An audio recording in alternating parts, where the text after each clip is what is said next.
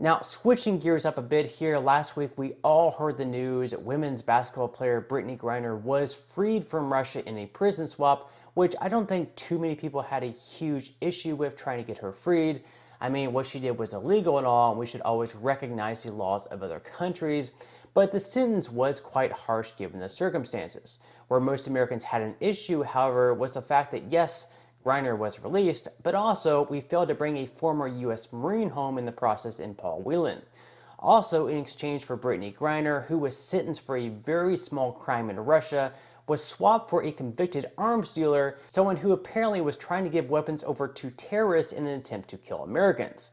So on the American side, we're releasing someone who gives arms to terrorists in hopes of killing our people. And on the Russian side, they're giving up a very talented basketball player who's in their system for having a little bit of hashish oil in her luggage at the airport.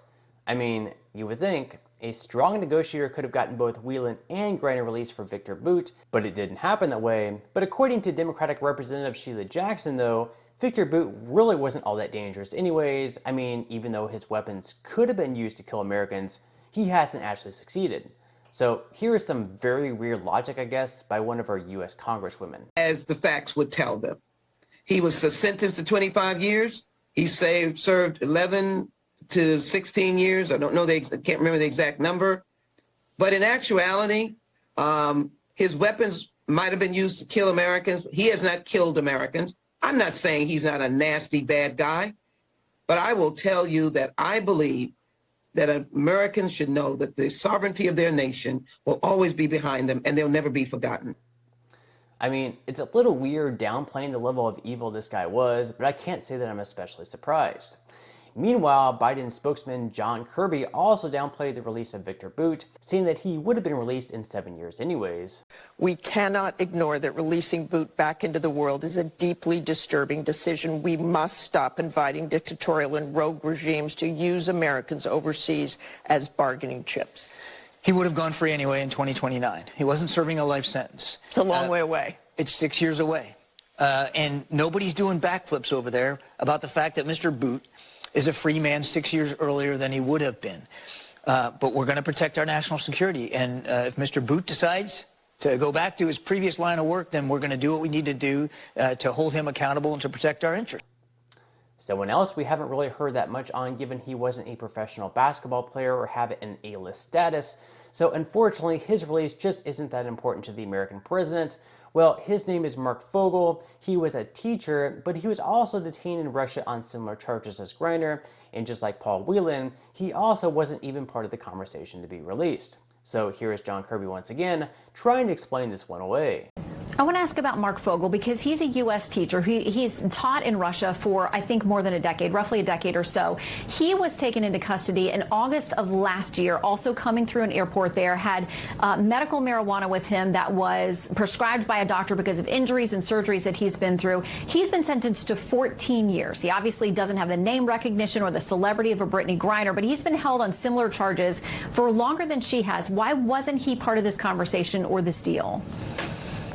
There's a limit in this particular case about what I can say publicly. I can tell you we're obviously mindful of this, of course, but there are some constraints here in terms of what we can say publicly. I can just broadly say that when it comes to wrongful detentions of Americans around the world, overseas, whether it's Russia or anywhere else, we're going to work as hard as we can to get them home. Other than Mark Fogel and Paul Whelan, there's another family who's been desperately trying to reach out to President Biden to get their father released from a prison in Iran, who they say is being wrongfully detained. So far, even though they've reached out to the president on multiple occasions, they haven't had any luck on getting any type of meeting with President Biden, which again just goes to show that if you're not a celebrity, if you're not a professional, or some super important person in our society, like a celebrity, an actor, or anything like that, have some type of A-list status, then your life apparently just doesn't have any meaning, which I think we all have to agree that is pretty sad. When we all last spoke back in June, you were all publicly asking for a meeting with President Biden and with White House officials. Yes. Have you gotten one? We have not received a meeting with him.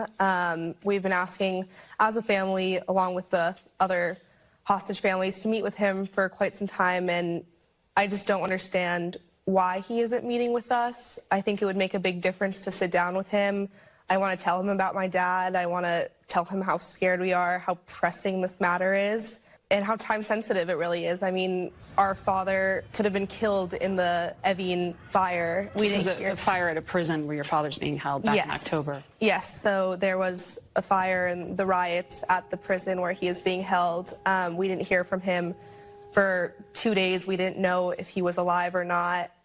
He inhaled tear gas and smoke from the fires, and it just shows that this is a really pressing issue and there's really no time to wait. We don't know really what's going to happen day to day. So I just want to sit down with the president and tell him our story and ask that he does everything he can to bring our dad home. I mean, we live in Washington, D.C. We'll come anytime he has available for us. Now, one other pretty negative thing to keep in mind with these prison swaps going forward is the fact that they could encourage hostage taking. I mean, if terrorist organizations or certain countries see they were willing to give up their more dangerous captives in exchange for American citizens, that would seemingly only incentivize them to continue taking more hostages and using our citizens for leverage. But let me know in the comment section below what you think about all this. Did you like the trade? Do you think that we could have gotten more Americans out of it? Do you hate it? Just leave your general thoughts down in the comments section below.